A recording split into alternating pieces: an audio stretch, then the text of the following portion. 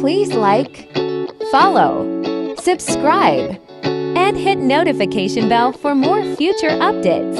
Today, I'm gonna teach you on how to listen Spotify music offline. To do this, you must have a premium Spotify account. Let's get started. Open Spotify upon your mobile device. Once done, add all songs you want to download to a playlist. Search any songs you want to download.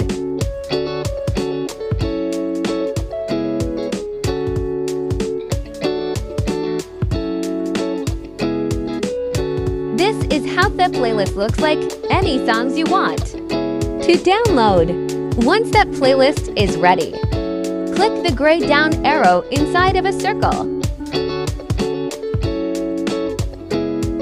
Your playlist will then begin to download. If it's done to download, you can enjoy listening your downloaded playlist without Wi-Fi. And that's how you download offline music in Spotify. Thank you guys for watching.